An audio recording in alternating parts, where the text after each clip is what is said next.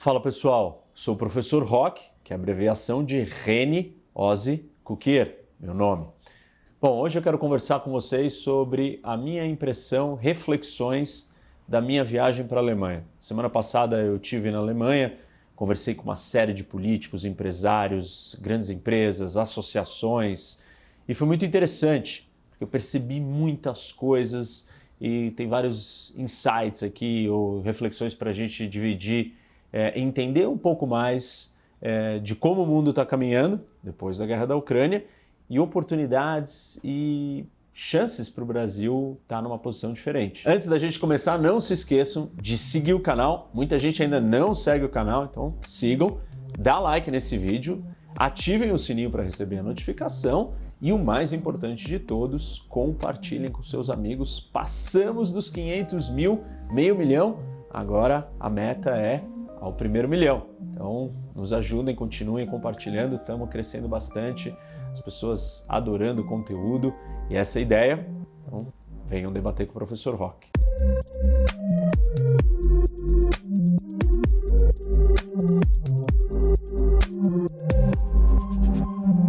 Vamos lá, pessoal. Então, eu estive na Alemanha e tive a oportunidade de sentar com vários políticos, aliás, com praticamente todos os partidos, ou os grandes partidos, grandes forças políticas na Alemanha. Também conversei com vários empresários, com várias grandes empresas e associações.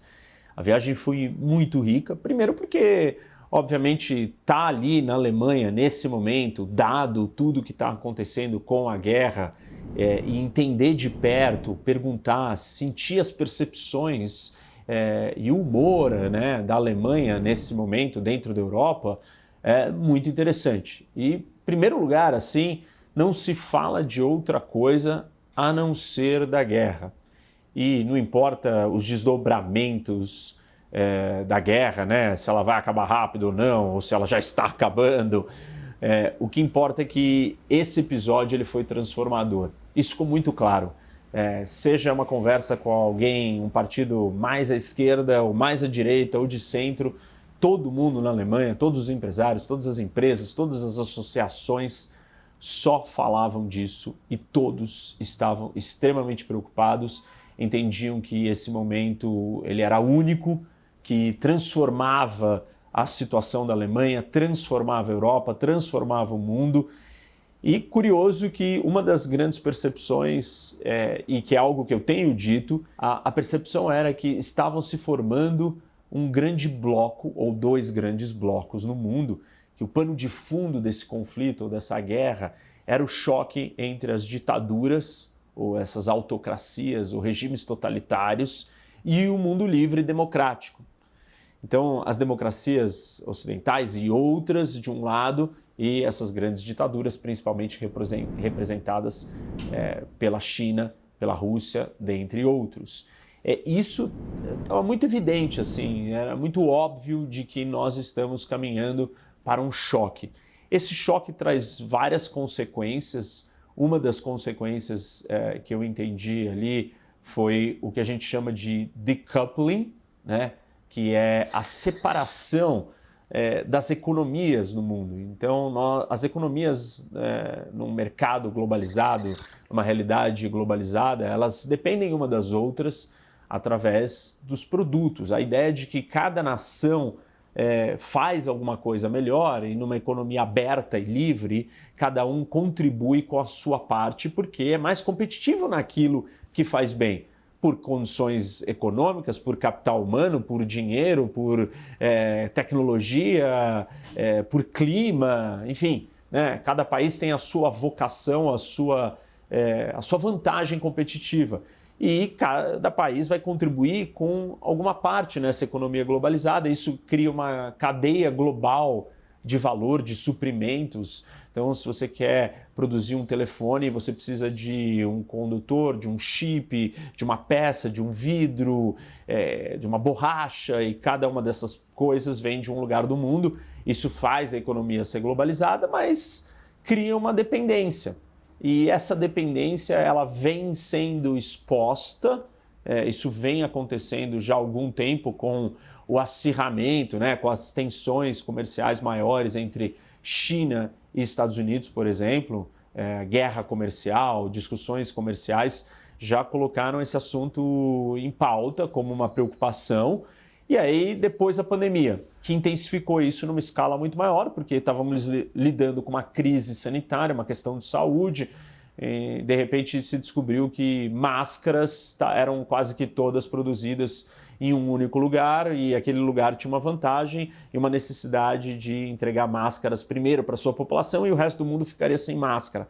E, obviamente, outras questões de segurança nacional ligadas com uma crise de saúde levaram a vários países começar a perceber que essa dependência de uma economia globalizada, que cada um contribui com uma parte e você tem uma cadeia de suprimentos gigante, imensa, era um problema. A guerra da Rússia, ela exacerba e meio que consolida a ideia de que isso é muito arriscado, isso deixa os países vulneráveis. A Alemanha, particularmente, percebeu isso ou se deparou com a situação na questão energética. Eu já disse, contei, já expliquei aqui para vocês uma série de vezes que a Alemanha depende do gás da Rússia, inclusive construiu 2 grandes gasodutos, o Nord Stream 1 e o Nord Stream 2, que passam embaixo do Mar Báltico, que já estava construído 2, mas não tinha sido autorizado para funcionar. E uma das primeiras ações que a Alemanha toma com a invasão da Rússia é desligar o Nord Stream, e isso, de uma certa maneira, cortou um pouco dessa dependência ou dessa interdependência entre a Alemanha e a Rússia. E a Alemanha percebe que essa questão da globalização, seja na energia ou em outras partes, ela não é mais somente regida pela lógica econômica. O que quer dizer que a lógica econômica dita esse comércio ou essa cadeia de suprimentos do mundo? É dizer que se o Brasil produz a borracha mais barata, não tem por que eu, Estados Unidos, ou eu, Alemanha, ir lá e produzir uma outra borracha mais cara, mas eu não dependo do Brasil. Eu vou comprar a borracha do Brasil, que é a mais barata, e a lógica econômica que vai ditar. Então eu acabo comprando e buscando fornecedores em cada canto do mundo que tenham a melhor condição e os melhores preços. Com essas situações que eu estou descrevendo, primeiro choque e competição comercial entre as duas grandes forças aí, China e Estados Unidos, depois pandemia e agora a guerra da Rússia, ficou mais claro que não pode ser só a economia que vai ditar da onde eu vou comprar produtos essenciais, produtos diferentes ou até produtos estratégicos. Eu preciso levar em conta quem são esses parceiros que estão me vendendo isso. E claro que nós vamos trazer então um elemento de segurança nacional, um elemento de sobrevivência, de soberania. Então talvez aqui o mercado internacional, o comércio internacional, a globalização é um dos grandes afetados. Isso ficou muito claro ali para mim na Alemanha. A Alemanha preocupada em ter relações comerciais com países que ela sinta que compartilham dos mesmos valores, que têm os mesmos princípios, a mesma abertura econômica, a mesma ideologia numa escala maior, ideologia não ideologias políticas, mas a mesma jeito de ver como que uma sociedade tem que estar organizada do ponto de vista democrático e não totalitário. E a Alemanha está tomando posições para sair dessa dependência, disse que até 2024 ela não vai mais precisar e não vai comprar mais nada de gás natural da Rússia. É uma meta ambiciosa, são só 2 anos, é pouco tempo para você conseguir fazer isso, mas eles já saíram em busca de outros fornecedores. E enquanto eu estava na Alemanha, teve uma reunião do governo alemão com o governo de Catar para a compra de gás natural, e aí para esse gás natural ser transportado você precisa transformar ele na forma líquida, só que para que isso chegue no país você precisa construir uma infraestrutura muito grandiosa, que são portos especiais que são capazes de receber esse gás na fórmula líquida e transformá-lo na gasosa e vice-versa do país que está vendendo ou exportando. E esses portos não existem na Alemanha porque ela não estava preparada para isso. Ela tinha uma interdependência ou uma dependência com a Rússia. Então, hoje, os alemães estão dizendo que eles vão investir pesadamente na construção desses portos para que eles possam diversificar os fornecedores de gás natural transportados de outras partes do mundo, não só do Catar, Estados Unidos também, Arábia Saudita e outros lugares. Mas a Alemanha percebeu que não dá, então, para depender da Rússia. E isso é um decoupling, né? E, no geral, não é só com a Alemanha, mas a Rússia está sofrendo um decoupling de todo mundo. É como se a Rússia fosse sendo retirada dessa cadeia global de suprimentos. Os Estados Unidos já boicotou ou impediu de comprar petróleo e gás da Rússia. Não era muito substancial, mas é mais um sinal nessa direção de que, no final das contas, vamos isolar a Rússia da economia mundial. E não só isso, vamos perceber que nós temos que escolher bem os nossos parceiros comerciais. Tem uma tendência vindo que é os países tentarem ser mais autossuficientes, mais independentes, e tem alguns impactos sobre isso quando a gente pensa em paz no mundo, ou estabilidade, ou segurança. Tem muita gente que defende, né, ou tem teorias nas relações internacionais que elas defendem que a interdependência econômica, ou seja, esse ganho mútuo, essa troca mútua entre os países, ela faz com que você não vá em guerra, ou não entre em guerra, ou não tenham conflitos, porque, afinal de contas, você tem a perder, o outro tem a perder, e isso evitaria que tivéssemos mais guerras. Agora, imagina se nós estamos caminhando para um mundo onde tem menos interdependência econômica, porque os países estão buscando ser mais independentes, mais autônomos, preocupados e com medo de depender de alguém que não é bem uma interdependência, mas muito mais uma dependência. Esse é o caso da Alemanha com a energia da Rússia. E aí, talvez, então, dentro dessa análise ou dessa visão de mundo de que a interdependência traz a paz, será que a independência ou a autossuficiência não acirra ou facilita com que nações não precisem pensar duas vezes na hora de entrar em choque com outras? Esse é um ponto a ser ponderado como uma das consequências desse decoupling ou dessa transformação da cadeia de suprimentos global, global supply chain. E isso estava muito presente no discurso na Alemanha, todos falavam sobre isso. E um ponto interessante, né? Tem um outro ponto interessante que eu observei do ponto de vista político, né? E a Alemanha tem um sistema parlamentar e claro que as coalizões políticas elas têm um peso. Então, um país parlamentarista, se você não encontra muito bem pontos de convergência entre forças políticas, o país não consegue caminhar. E é curioso e interessante que as grandes mudanças que estão acontecendo na Alemanha, eu citei uma aí que foi desligar o Nord Stream 2, a outra foi começar a entregar armas para a Ucrânia, e talvez a mais drástica ou mais relevante de todas é a declaração que a Alemanha vai gastar 2% do seu PIB com defesa, e são 100 bilhões de euros em armamento. Então a Alemanha ela sai da sua caixa adormecida, da sua bolha adormecida geopolítica e vai voltar a ter política externa, vai voltar a ser assertivo, participativo nas questões de segurança, de guerra, de paz, que era um assunto quase que proibido, um tabu, obviamente pela história do que aconteceu na Segunda Guerra Mundial, da posição que a Alemanha teve. Então os alemães ficaram querendo distância disso. Surgiu ali, nasceu politicamente na Alemanha uma cultura pacifista. E essa cultura pacifista, ela é representada, está presente em toda a sociedade, mas é muito representada pelo Partido Verde alemão, que é um partido, obviamente, ambientalista e pacifista. E a Alemanha talvez é um dos países que os ambientalistas ou os verdes conseguem mais espaço dentro da política. A razão, em parte disso, é a situação que eles viveram na Guerra Fria, né, depois da Segunda Guerra Mundial, com o medo de serem alvos ou estarem no centro de uma possível guerra nuclear entre a União Soviética e Estados Unidos.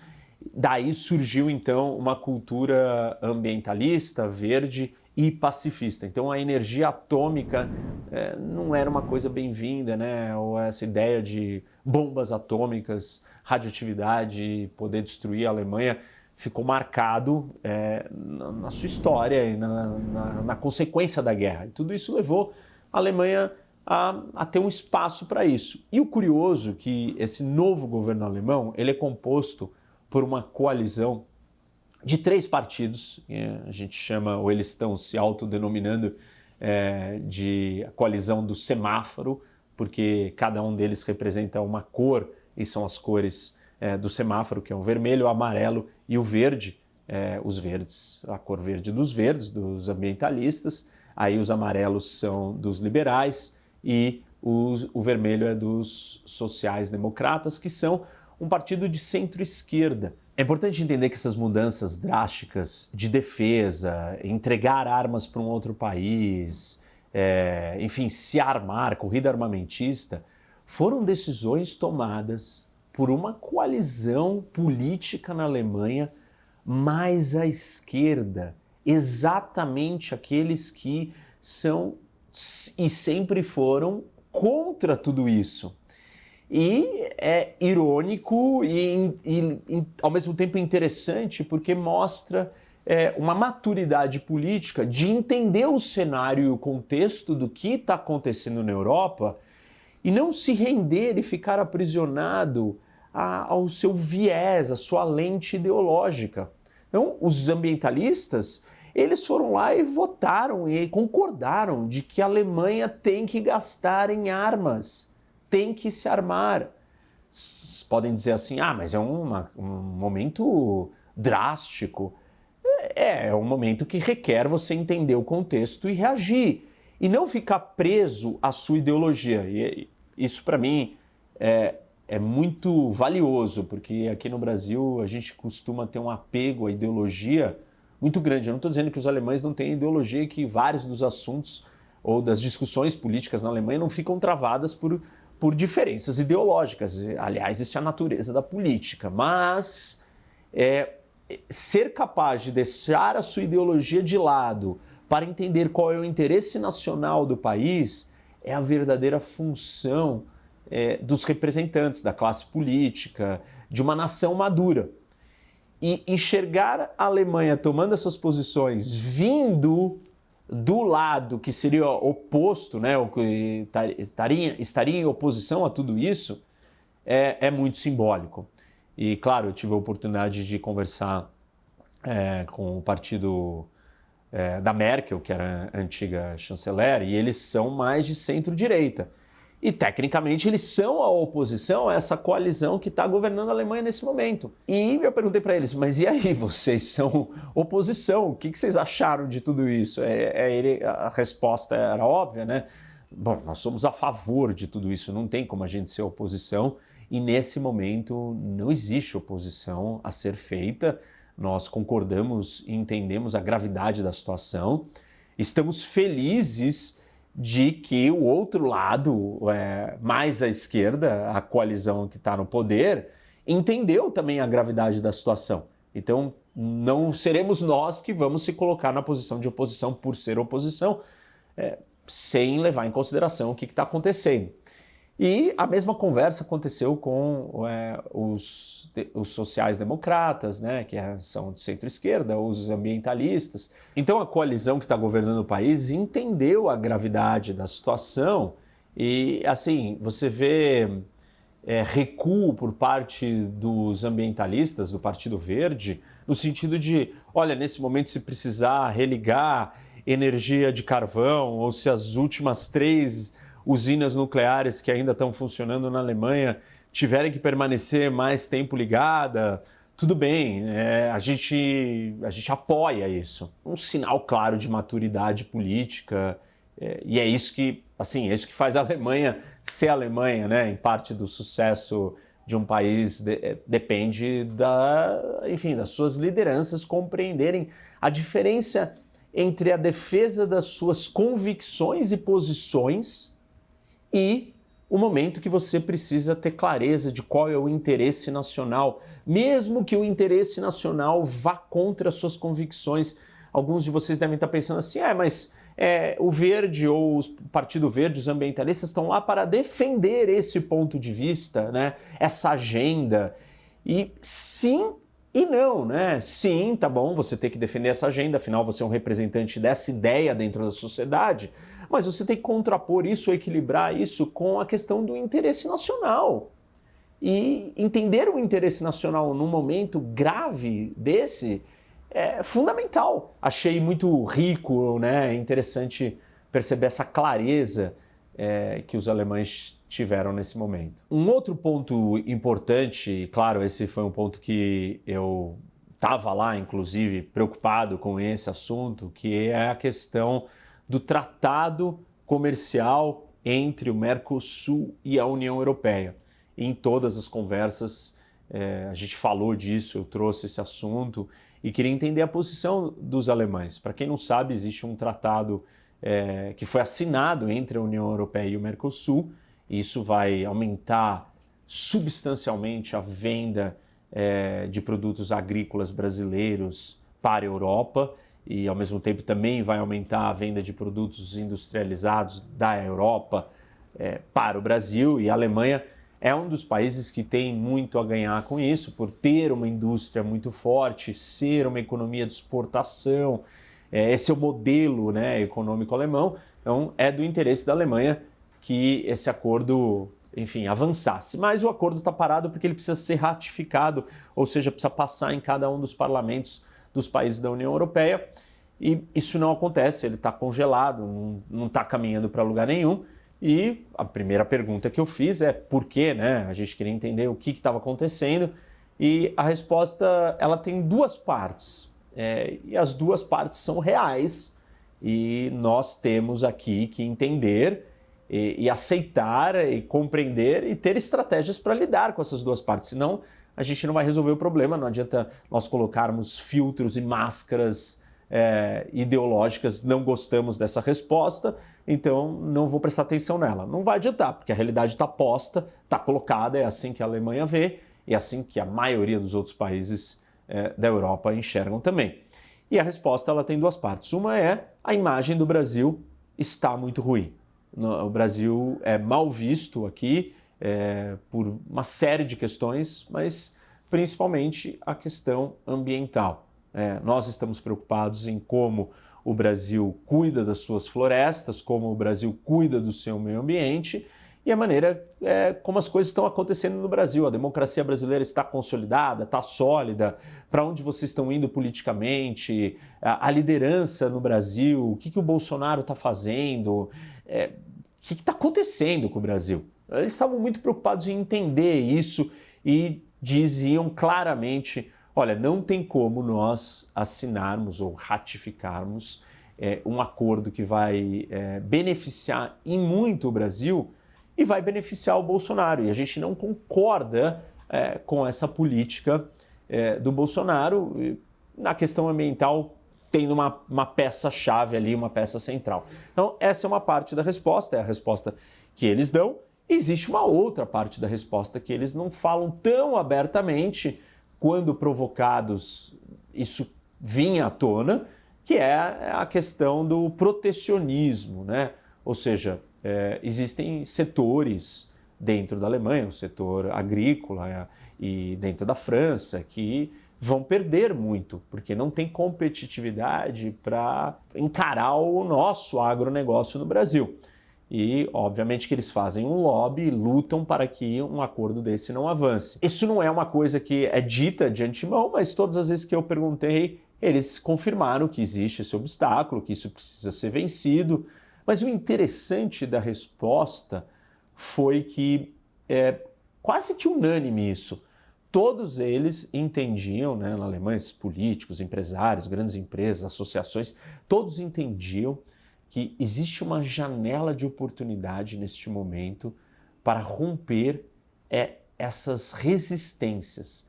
Qual resistência? A resistência protecionista, a resistência dos setores dentro da sociedade alemã ou francesa. Na verdade, os alemães jogavam muito mais a culpa para a França, mas também existe essa resistência em alguma medida dentro da Alemanha, não na mesma medida do que na França, até porque a economia alemã ela gira muito mais em torno das suas indústrias do que do seu agronegócio. E na França o agronegócio está mais organizado, enfim, tem uma questão cultural, ele tem uma força talvez maior e mais importante. O interessante, então, foi perceber que os alemães entendem que existe uma janela de oportunidade em relação ao argumento, né, ou à resistência interna dentro da Alemanha. Claro, eles não podem falar pela França, mas deram a entender que o cenário hoje no mundo é diferente. Esse cenário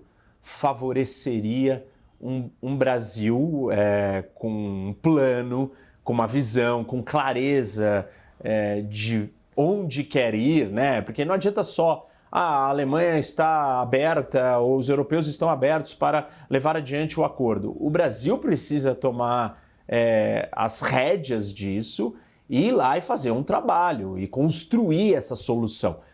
O que eu senti foi que o espaço para essa construção existe. E ele existe por uma razão bem peculiar.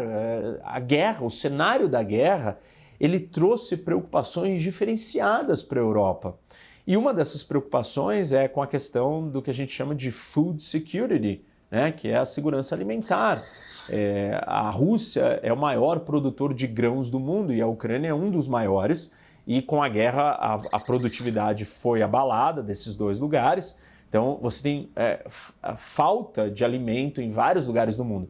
E, obviamente, o Brasil, sendo um dos maiores produtores do mundo, vai ser necessário. Nós temos uma posição de barganha, né, uma situação favorável para chegar ali, negociar, oferecer, usar essa nossa vantagem para que a gente consiga avançar no acordo. A outra questão é essa divisão que eu expliquei para vocês no início entre um mundo ditatorial, né, um mundo mais totalitário contra o mundo democrático. E se o Brasil, por ser uma democracia, decide se aproximar e se mostra como um parceiro confiável, que compartilha dos mesmos valores de democracia, de economia aberta, de liberdades, isso soa confiável. Então, é como se a Europa estivesse em busca de outras alianças, dado que o mundo está se dividindo em blocos. E só os Estados Unidos e a Europa não é suficiente. A Europa muito unida, né, e muito próxima dos Estados Unidos nesse momento, mais do que nunca, mas em busca de outras parcerias. Uma janela de oportunidade, um espaço para o Brasil aparecer e falar assim, olha, eu realmente quero estar perto de vocês, eu quero estar perto das democracias, eu quero estar perto do mundo ocidental, eu quero reforçar as nossas trocas e alianças com a União Europeia, com os Estados Unidos, e eu senti que eles estão muito suscetíveis, muito amistosos, querendo isso. E óbvio que eu perguntava, né, eu apontava para a questão do protecionismo agrícola, para as divisões daqueles que são contra o acordo. Eles falavam, olha, eu acho que neste momento esse tipo de resistência perde força, dada as preocupações maiores. Então, achei também muito interessante essa informação, essa dinâmica, não, essa transformação do mundo e como que isso pode afetar positivamente o Brasil. Repito, se nós formos capazes de nos organizar, ter um plano, ter um direcionamento, ter uma clareza do que o Brasil quer. Um dos problemas do Brasil, e às vezes eu cito isso, é que nós não sabemos quem queremos ser. O Brasil não tem projeto de país para daqui 30, 50, 100 anos. Nós temos planos de governo, o governo troca a cada 4 anos, isso não é suficiente para você construir uma grande nação, você precisa pensar no longo prazo e o país inteiro precisa ter claro alguns desses objetivos em comuns, não importa quem chegue lá, se é o partido de esquerda, de direita, de centro, a ideologia X, Y ou Z, o que importa é a gente encontrar essas coisas em comuns e trabalhar para que a gente possa ir naquela direção. Então, isso precisa acontecer. Mas ficou muito claro que o espaço está dado, o Brasil tem essa oportunidade, só que para também fazer isso acontecer, não adianta o planejamento, a visão, a vontade, a clareza de objetivo, você precisa ter estratégia certa. E uma coisa que ficou evidente, que precisa haver um diálogo maior, uma construção, uma articulação. Essa palavra é tão importante dentro da política e na política internacional, mais ainda. O que é articular? É você ali construir, conversar, entender as dúvidas, as dores, as preocupações, os interesses daquele que é um aliado seu ou um opositor ao seu projeto. Nós conversamos com quase todos os partidos ou representantes dos maiores partidos na Alemanha, e o fato de você visitar esses parlamentares e líderes parlamentares faz toda a diferença. Não adianta você ter uma reunião entre o presidente do Brasil e o chanceler da Alemanha ou o primeiro-ministro e acabou. Ah, não, tá bom, o Ministério de Relações Exteriores do Brasil e o da Alemanha, eles têm conversas e contatos. Não é suficiente, porque nós estivemos no Ministério de Relações Exteriores da Alemanha e uma das primeiras coisas que a diretora para a América Latina falou foi o seguinte: pô, muito legal, estou muito contente, é muito bom vocês estarem falando com todos os parlamentares. Porque no final das contas, quem vai votar a ratificação de um acordo como esse são os parlamentares, não é nem o chanceler. Se ele não conseguir convencer a coalizão dele, e não tem por que ele perder tempo com isso, se não é a prioridade número 1, mas é a prioridade talvez número 1 do Brasil, né? Fazer com que esse acordo avance. Então nós temos que ir lá e construir isso com esses parlamentares, conversar com os ambientalistas alemães, conversar com os ambientalistas da França, conversar, enfim, com todos esses grupos políticos internos de cada lugar. E esse é um trabalho demorado, porém ele tem que ser feito. Essas conversas têm que existir em alto nível, né, alto escalão.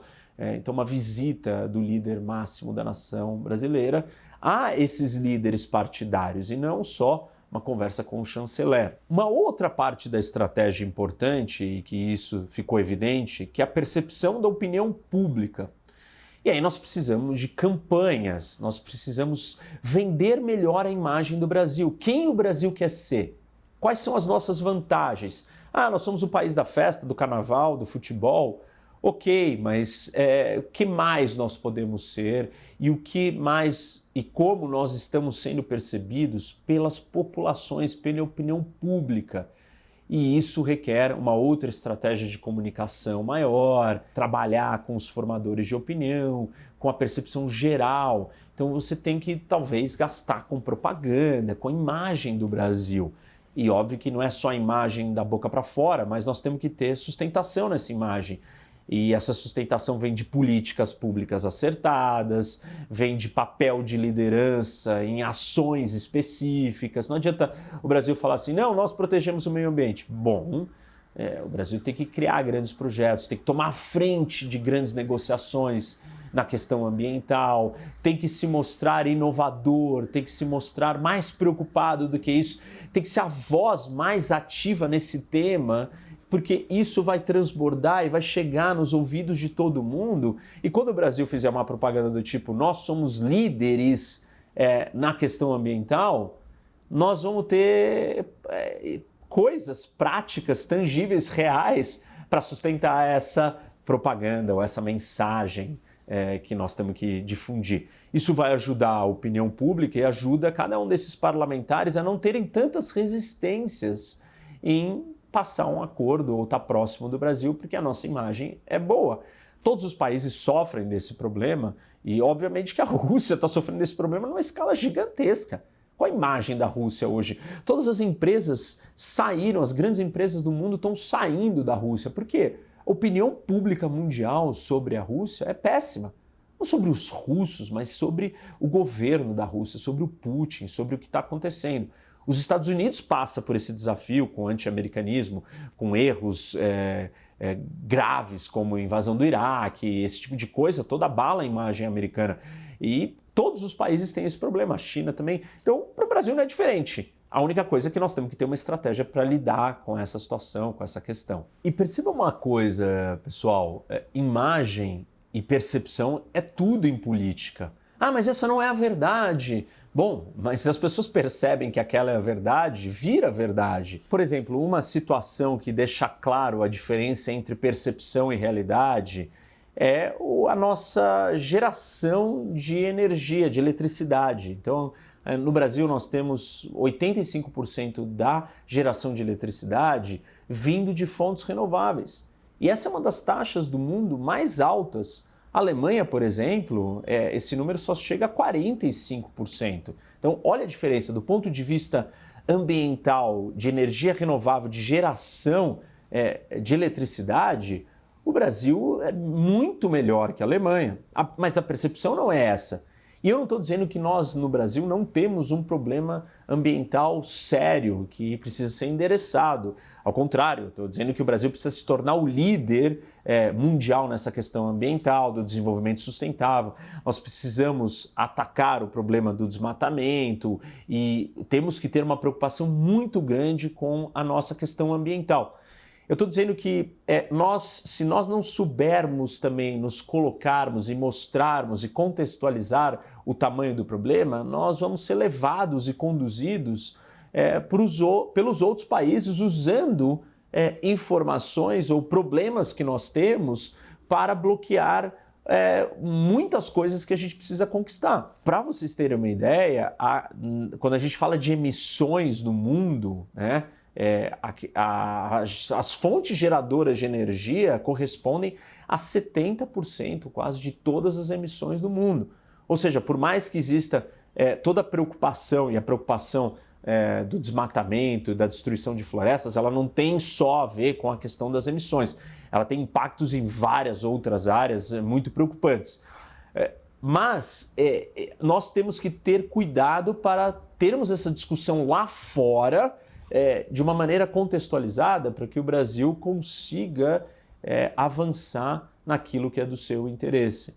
Então, é importante sim que nós reconheçamos os nossos erros e as lacunas que precisam ser melhoradas e a questão da imagem, que foi o primeiro problema que eu coloquei aqui para vocês, que a Europa percebe, né, do Brasil sobre a questão ambiental, precisa ser resolvida.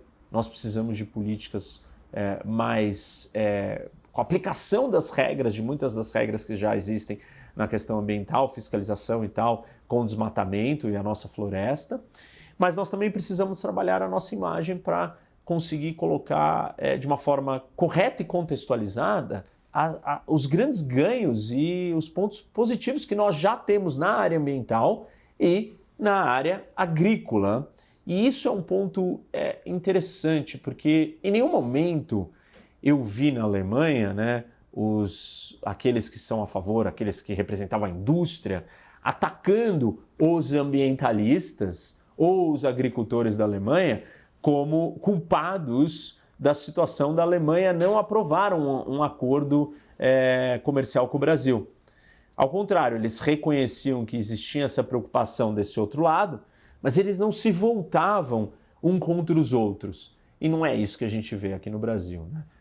Você vê uma disputa acirrada, na maior parte das vezes, entre aqueles que defendem o agronegócio e aqueles que defendem o meio ambiente, e como se um e o outro fossem inimigos. E, na verdade, nós estamos todos no Brasil, somos todos amigos, estamos no mesmo barco, temos que reconhecer as preocupações do lado ambiental e temos que reconhecer as necessidades, ganhos, vantagens e preocupações do lado do agronegócio também. E aí sim trabalhar para que a gente construa políticas melhores que nós vamos se apresentar lá para fora para os outros países que estão internamente jogando em time, apesar das diferenças e das lentes e visões de mundo. Isso pode ser evidenciado até mesmo pela coalizão que está no governo, né? Você tem os liberais, que são pró-negócios, pró-livre comércio, e os ambientalistas.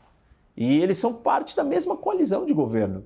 E uma coalizão até um tanto quanto atípica. E, aliás, eu ouvi de vários alemães que normalmente na Alemanha você precisava só de 2 grandes partidos para formar o governo, e dessa vez você precisava de 3, porque o número de assentos no parlamento é um número absurdo, muito maior que o Brasil, mais de 720, 730 assentos, enquanto no Brasil são 513, e a Alemanha, temos que lembrar, né, 80 e poucos milhões de habitantes, enquanto o Brasil tem 215 milhões de habitantes.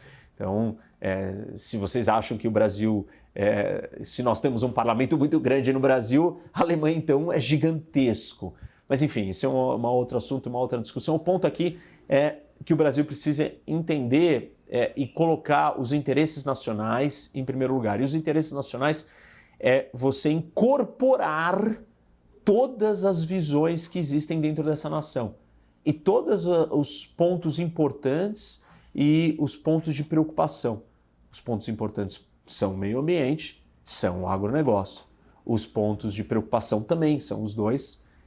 E nós temos que trabalhar com essas duas coisas em conjunto e levar isso para fora de uma forma estratégica para que a gente consiga então avançar. Eu falei aqui só do acordo comercial Mercosul-União Europeia, e que tem esses pontos, mas enfim, isso pode ser uma estratégia para o Brasil com o mundo inteiro em várias outras coisas. O que falta é essa preocupação de construir todas essas etapas de convencimento, de aliança, de articulação, que não está acontecendo há muito tempo. Então o Brasil perde a oportunidade e deixa de resolver os seus problemas também, porque isso é uma forma de colocar pressão para que nós tomamos atitudes e consertemos coisas que estão erradas aqui. Por exemplo, a nossa política ambiental. Bom, gente, era isso. A ideia era contar um pouco do que eu vi, do que eu ouvi e as percepções dos alemães e como que a política externa funciona num nível mais bilateral entre países, né?